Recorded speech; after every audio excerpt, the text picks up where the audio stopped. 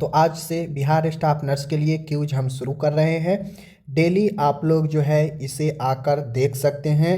दोपहर 2 बजे यह क्यूज डेली डल जाएगा। क्यूज का आज जो है पहला पार्ट है। यहाँ पे डेली आपको 20 से 25 क्वेश्चन, 30 क्वेश्चन भी हो सकता है। जितना भी क्वेश्चन हो आपको 70% सही करना है। अगर 70% से अगर कम सही करते हैं मतलब आपका तैयारी बिल्कुल ही गलत है, तैयारी सही नहीं है। क्योंकि एग्ज़ाम में वही लोग जॉब पाते हैं जो अलग तरीके से सबसे अलग तैयारी करते हैं। ठीक है, तो मैं आप में कितना दम है इसको मैं डेली चेक करूँगा। आप लोग ईमानदारी से इस क्यूज में अपना आंसर दीजिएगा मेरे आंसर देने से पहले। ठीक है, एक अच्छे लेवल का डेली क्वेश्चन आएगा जो भी क्वेश्चन होगा। और आज से मैं यहाँ पे शुरू कर रहा हूँ बिहार स्टाफ नर्स के लिए, जिसमें जीएनएम और बीएससी नर्सिंग दोनों के लिए अलाउ किया गया है। एग्ज़ाम जो है वह जीएनएम बेस्ड लिया जाएगा। तो आप सभी क्यूज देखिए, जब तक नोटिफिकेशन जॉब की नहीं आती है तब तक मैं यह क्यूज कराने वाला हूँ। जैसे ही नोटिफिकेशन आ जाएंगे, फॉर्म शुरू हो जाएंगे, तो डेली आपको 50-50 एमसीक्यू प्रैक्टिस करवाया जाएगा। अभी आप अपने पूर्व के तैयारी, पूर्व के नॉलेज को जांच सकते हैं इन सारे क्वेश्चन के मदद से। तो चलिए करते हैं शुरू। यहाँ पे पहला प्रश्न हमारे पास आ चुका है। कह रहा है निम्न में से कौन सी अंतःस्रावी ग्रंथि जीवन रक्षक हार्मोन सीक्रेट करती है। हमसे ये पूछ रहा है कि वह कौन सी इंडोक्राइन ग्लैंड है जो जीवन रक्षक हार्मोन को स्रावन करती है। पहला है प्यूटरी ग्लैंड, दूसरा है पैंक्रियाज, तीसरा है एड्रिनल ग्लैंड एंड चौथा है पैराथायराइड हार्मोन। तो आपको बताना है चारों में से कौन सा राइट आंसर होगा।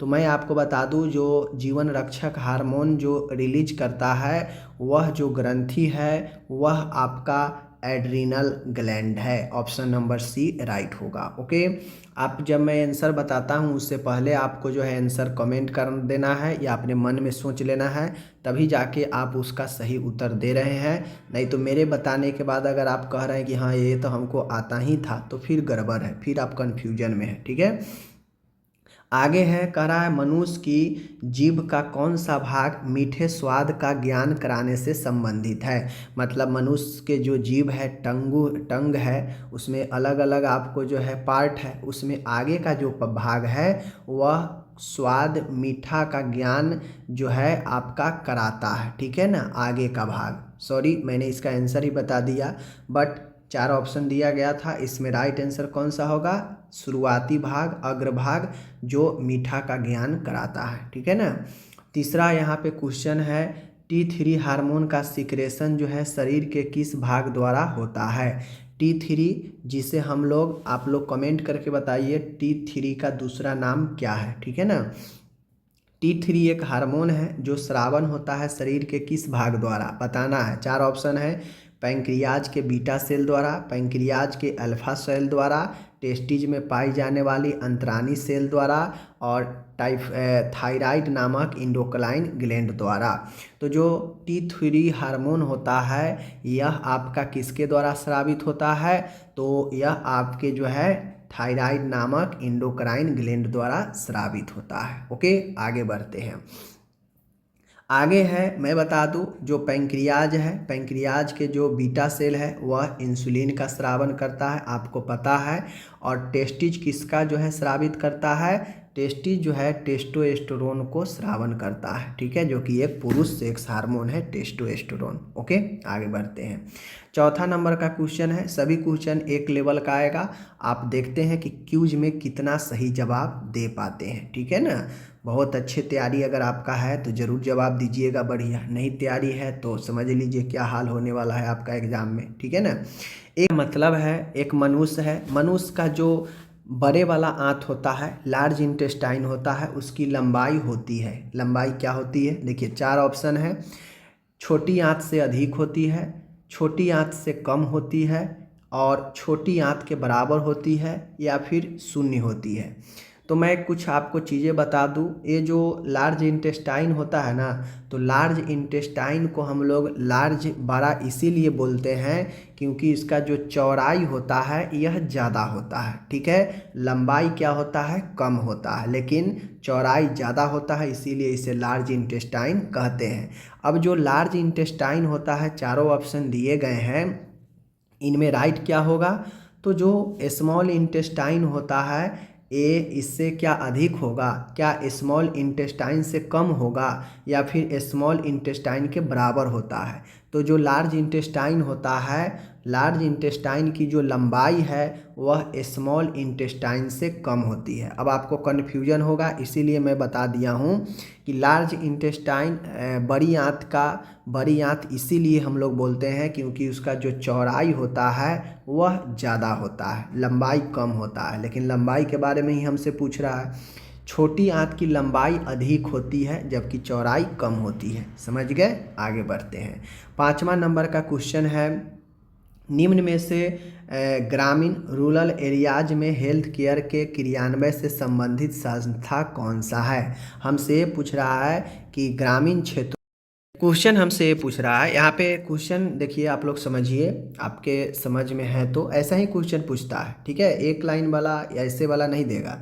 कह रहा है कि ग्रामीण क्षेत्र में जो स्वास्थ्य की देखभाल है यह किन किन संस्थान के द्वारा क्रियान्वयन किया जाता है। ठीक है, आप लोग जानते हैं कि ग्रामीण एरिया में उप केंद्र होता है, प्राथमिक स्वास्थ्य केंद्र होता है, ठीक है ना, बहुत सारे अलग अलग केंद्र होते हैं। तो आपको बताना है कि ग्रामीण क्षेत्रों में हेल्थ केयर प्रोवाइड करने वाली इनमें से कौन कौन संस्था है। क्या उप केंद्र है, क्या प्राइमरी हेल्थ केयर है, प्राइमरी हेल्थ केयर सेंटर है, या फिर आंगनबाड़ी सेंटर है, या फिर ये सब है। तो मैं बता दूं, राइट आंसर आप लोग कमेंट करिएगा। मैं बता दूं कि रूरल एरियाज में जो हेल्थ केयर प्रोवाइड करने वाला है वह उप केंद्र भी है, ठीक है, पीएचसी भी है एंड आंगनबाड़ी केंद्र भी है, ठीक है ना। तो आपका इनमें से ऑप्शन नंबर डी राइट हो जाएगा। आगे बढ़ते हैं। 6ठा नंबर क्वेश्चन है, कहता है ईएसआई स्कीम, कर्मचारी राज्य बीमा योजना, ईएसआई स्कीम जो है यह इसके अंतर्गत जो लाभ मिलता है वह कौन कौन लाभ मिलता है। ऑप्शन दिया गया है, मेडिकल बेनिफिट, विकलांगता का लाभ मिलता है, मातृत्व मैटरनिटी बेनिफिट मिलता है। तो ईएसआई के अंतर्गत मैं बता दूं 4 ऑप्शन दिए हैं, इसमें जो राइट आंसर है वह ऑप्शन नंबर डी होगा। ईएसआई के अंदर मैटरनिटी, अब जैसे कोई महिला कर्मचारी है उसको प्रेग्नेंट है तो उसको जो है 6 महीने का जो है मैटरनिटी अवकाश भी मिलता है, ओके। विकलांगता लाभ भी मिलता है, मेडिकल फैसिलिटी भी मिलता है। ईएसआई एक्ट जो है, ईएसआई एक्ट जो बना वह 1948 में आया था, ईएसआई एक्ट, ठीक है, ध्यान दीजिएगा। आगे है 7वां नंबर का क्वेश्चन है, निम्न में से असत्य कथन को चुनना है, मतलब गलत चुनना है, ठीक है। 4 ऑप्शन है, इन चारों में कौन गलत है, गलत बताना है, ठीक है। पहला कह रहा है कि सब सेंट्रल रूरल एरियाज में हेल्थ केयर के क्रियान्वयन से संबंधित है। क्या जो उप केंद्र होता है ग्रामीण क्षेत्रों में होता है, क्या ये सही है या गलत है, आप लोग सोचिए। बी है, कहता है कि उप केंद्र पर जो देखभाल प्रदान किया जाता है वह एएनएम तथा एक जीएनएम के स्टाफ मौजूद होते हैं उप केंद्र पर। क्या उप केंद्र पर एएनएम और जीएनएम के स्टाफ होते हैं, आप लोग सोचिए। ANM maternal and child health service प्रदान करती है। क्या एएनएम मातृत्व एवं शिशु देखभाल प्रदान करती है। बीसीजी का टीका बर्थ के समय लगाया जाता है। तो ये 4 में से कौन गलत है, असत्य कौन है। तो देखिए, सब सेंटर ग्रामीण क्षेत्र में होता है, सही बात है। एएनएम जो होता है मातृत्व एवं शिशु देखभाल प्रदान करती है, ये भी सही है। और बीसीजी जन्म के समय लगाया जाता है, ये भी सही है। यानी बच कौन जाता है, ऑप्शन बी गलत है। सब सेंटर उप केंद्र पर एएनएम का तो स्टाफ होती है, वहाँ पे एक जो है महिला कार्यकर्ता तो होती है, बट जीएनएम का कार्यकर्ता जो है नहीं होता है, ठीक है। वहाँ पे एक महिला स्वास्थ्य कार्यकर्ता और एक पुरुष स्वास्थ्य कार्यकर्ता होता है सब सेंटर पर। तो ऑप्शन बी गलत हो जाएगा, ओके। 8वां क्वेश्चन है यहाँ पे कि निम्न में से पुनर्वास नर्सिंग रिहैबिलिटेशन नर्सिंग के उद्देश्य में शामिल है। पुनर्वास के मतलब आप लोग समझ रहे होंगे, रिहैबिलिटेशन का अर्थ उसके बारे में क्या क्या शामिल है ये बताना है। शारीरिक तथा मानसिक रूप से अनुत्पादक व्यक्ति को उत्पादक व्यक्ति बनाना, क्या ये सही है, शामिल है इसमें। चोट तथा बीमारी के कारण होने वाले दुष्प्रभावों को कम करना, क्या ये उद्देश्य है। विकलांगता की स्थिति में व्यक्ति का यथासंभव सर्वोत्तम समायोजन सुनिश्चित करना, क्या ये सही है। अगर सही है तो पूरा के पूरे सही है, ये बात बताना है। तो देखिए, रिहैबिलिटेशन का मतलब होता है कि ग्रसित प्रभावित व्यक्ति को मदद करना, ठीक है ना। नर्सिंग केयर प्रदान करके लोगों को अच्छे जीवन प्रदान किया जाता है, ठीक है। कोई व्यक्ति मानसिक रूप से पीड़ित है तो उसको नॉर्मल लाइफ जो लाने में मदद किया जाता है। कोई विकलांग व्यक्ति है तो वह अपने जीवन को बेहतर तरीके से आगे निर्वाह कर पाए, इस लायक बनाया जाता है। मतलब एक नॉर्मल जीने लायक व्यक्ति को बनाया जाता है, ट्रेनिंग दिया जाता है। तो यह रिहैबिलिटेशन नर्सिंग में होता है, जहाँ पे व्यक्ति अपना जीवन पुनः शुरू कर पाए, ठीक है ना, वही पुनर्वास नर्सिंग होता है। तो इसमें शारीरिक मानसिक रूप से ग्रसित व्यक्तियों को जो कुछ नहीं कर पा रहा उसको कुछ करने लायक बनाना, ये सही है। चोट या बीमारी के कारण कुछ साइड इफेक्ट होता है उसको भी कम करना, ये शामिल है। विकलांगता की स्थिति में व्यक्ति को यथासंभव जो भी सर्वोत्तम है उसको जो है समायोजन में सुनिश्चित करना, ये भी सही है। तो ऑप्शन नंबर डी आपका राइट है। ओके, आगे बढ़ता हूँ। 9वां है स्कैल्प वेन सेट का यूज जो है हम कहाँ पे करते हैं। तो स्कैल्प वेन सेट का यूज ऑप्शन ए है अस्थमैटिक अटैक के दौरान मेडिसिन इनहेलेशन द्वारा, ठीक है। नवजात में आईवी फ्लूइड एडमिनिस्ट्रेशन करने के लिए, हाइपोथर्मिया के दौरान नवजात को हीट देने के लिए, या कटिंग के बाद नाभि नाल को बांधने के लिए। तो आपको बताना है चारों में से राइट कौन है स्कैल्प वेन सेट के यूज के लिए। तो स्कैल्प वेन जो स्कैल्प वेन सेट होता है इसका यूज हम लोग नवजात में आईवी फ्लूइड एडमिनिस्ट्रेशन करने के लिए कर सकते हैं, ठीक है। आगे है 10वां नंबर का क्वेश्चन है, एक नवजात में सक्शन करते समय क्या जरूरी है। एक नवजात में अगर हम सक्शन करते हैं तो उस समय क्या जरूरी चीज़ें हैं। पहले नाक फिर मुंह का सक्शन करते हैं, पहले मुंह फिर नाक का सक्शन करते हैं, केवल नाक की सक्शन करेंगे या केवल मुंह की सक्शनिंग करेंगे।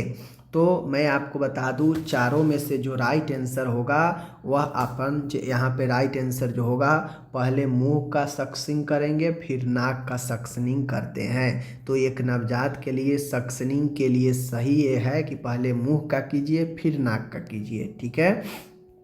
आगे है यहाँ पे कंगारू मदर केयर केएमसी के बारे में ट्रू सेंटेंस क्या है।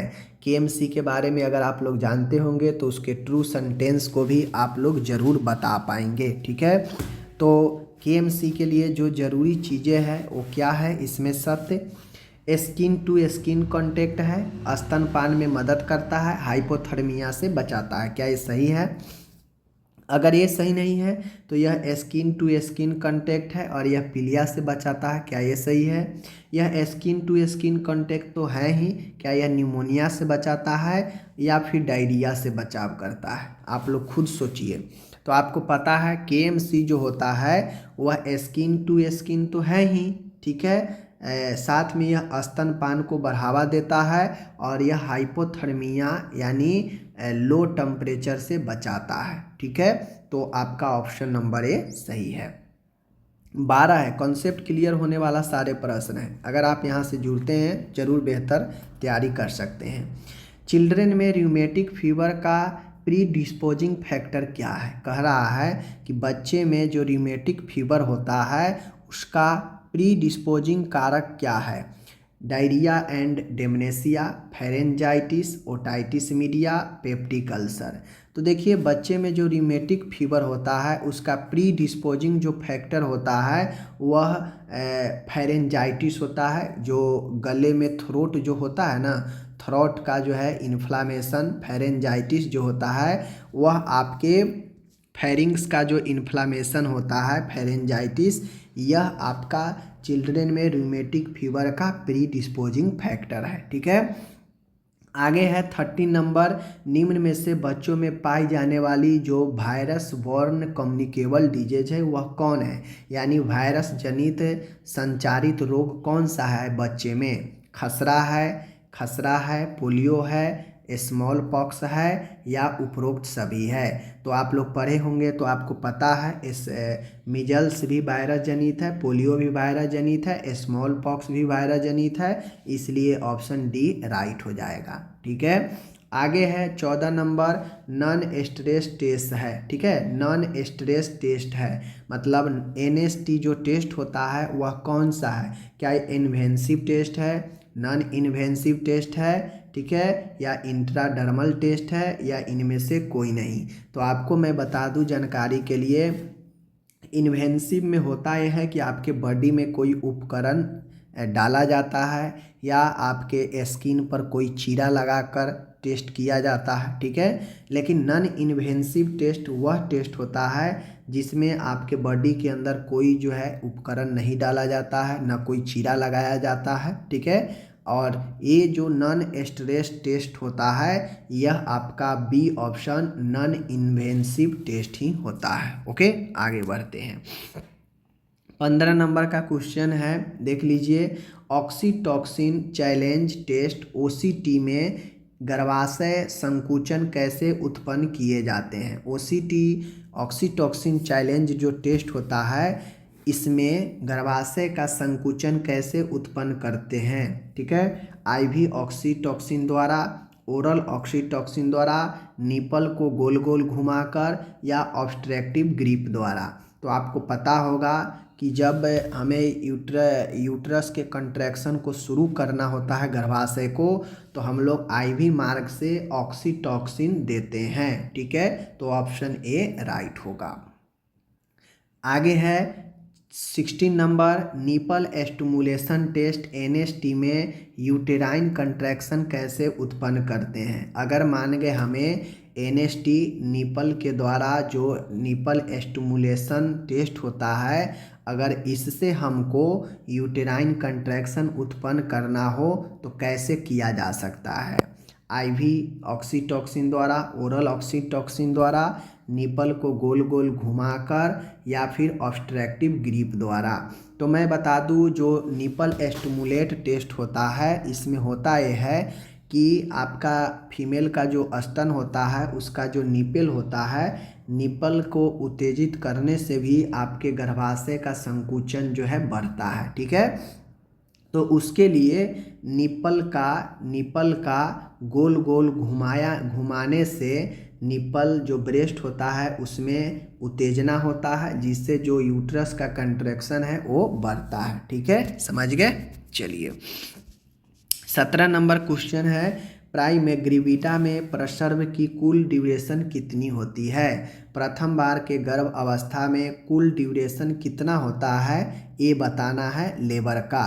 तो उसमें होता यह है 12 से 14 घंटे, 6 से 8 घंटे, 2 से 3 दिन, 1 से 2 घंटे।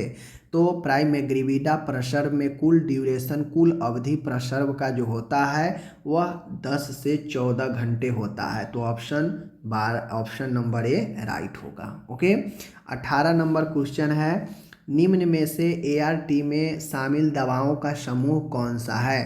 ART होता है एंटी रेट्रोवायरल थेरेपी होता है जो HIV मरीजों के लिए चलता है, समझ गए, एड्स के मरीजों के लिए। इसमें जो दवा शामिल है वो कौन सा है, 4 ऑप्शन दिए गए हैं, आइसोनिजाइड, रिफाम्सिन, इथाम्बुटोल, पैराजिनामाइड, डेम्पसोन, रिफाम्सिन, क्लोफाजिमिन, जिडोबिडिन, लेमिब्यूडिन एंड नेविरेपाइन। ठीक है, या फिर sodium chloride, sodium nitrate, potassium chloride एवं शुगर।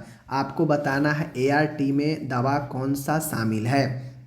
सबसे पहले मैं बता दूं ऑप्शन नंबर ए जो आप लोग यहाँ पे देख रहे हैं, आइसोनिजाइड, रिफाम्सिन, इथाम्बुटोल, पैराजिनामाइड, यह TB में डॉट्स में चलता है। ठीक है, TB के लिए। उसके बाद आप यहाँ पे देख रहे हैं डेप्सोन, रिफाम्सिन एवं क्लोफाजिमिन, यह चलता है आपको MDT थेरेपी में, मल्टी ड्रग जो थेरेपी होता है उसको क्या बोलते हैं, कुष्ठ रोग में ये चलता है आपका ए वाला ग्रुप का दवाई। और ये जो सी देख रहे हैं जूडोबिडिन, लेमीब्यूडिन एंड निवेरिपाइन, यह ART में चलता है। ऑप्शन नंबर सी राइट होता है। ठीक है, आगे बढ़ते हैं। 19 नंबर है यहाँ पे। 19 जो है, निम्न बीमारियों में से कौन सी बीमारी मलीय मुख यानी मल और मुख मार्ग से फैलता है। ठीक है, मीजल्स, खसरा, पोलियो, सिफिलिस, रीनल फेलुअर। तो आपको पता है रीनल फेलुअर कोई फैलने वाला बीमारी है नहीं। ठीक है, सिफिलिस फैलता है तो यह जो है सेक्सुअल कॉन्टेक्ट से फैलता है। पोलियो जो है यह मल और मुख दोनों से फैलता है। तो ऑप्शन नंबर बी आपका सही है। ठीक है, आगे बढ़ते हैं।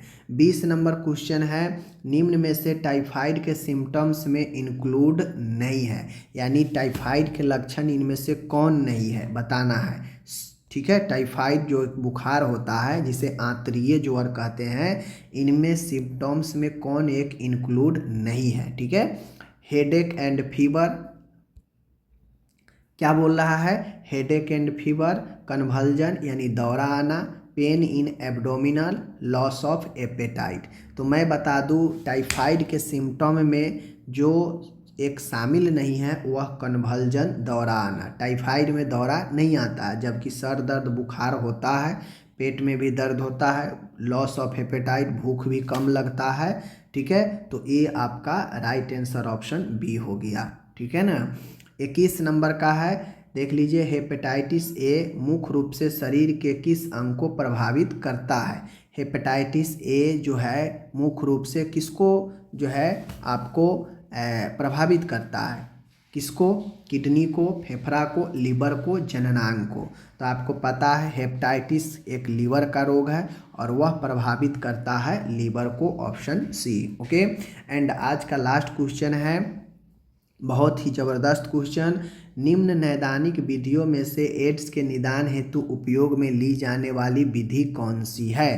तो देख लिए 4 ऑप्शन है, एलिसा टेस्ट है, सिक टेस्ट है, लेप्रोमिन टेस्ट है, मल्टी ड्रग टेस्ट है। ठीक है, तो आपको मैं यहाँ पे बता दूँ कि एड्स के लिए जो उपयोग में लिया जाता है वह एलिसा टेस्ट भी लिया जाता है, सिक टेस्ट डिप्थीरिया के लिए लिया जाता है, आपको पता है। ठीक है ना, मैं आपको बता दूं एलिसा टेस्ट बेसिकली यह बॉडी में ब्लड में एंटीबॉडीज को पता करता है, एंटीबॉडीज को। ठीक है, तो एलिसा अलग अलग जो है बीमारियों में चेक किया जाता है।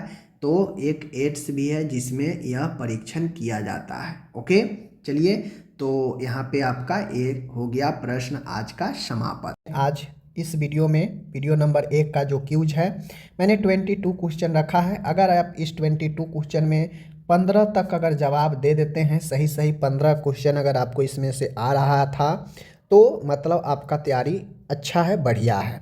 अगर आप तैयारी इसमें से मात्र 10 क्वेश्चन का जवाब ही दे रहे हैं, मतलब आपकी तैयारी जो है वीक है, कमज़ोर है, तैयारी और जो है ज़्यादा करना पड़ेगा। ठीक है, तो इस तरह से डेली आएंगे, डेली आपको जो है बेहतर से बेहतर क्वेश्चन मिलेंगे। डेली आप लोग जो भी स्टाफ नर्स की तैयारी करने वाले या करने वाली हैं, सब लोग के लिए ओपन चैलेंज है, कितना दम है। मैं डेली क्वेश्चन डालूंगा और देखूंगा कि आप लोग कितना जवाब दे पाते हो, आंसर कमेंट कर पाते हो। ठीक है, चलिए मिलते हैं नेक्स्ट कल वीडियो में, तब तक के लिए धन्यवाद।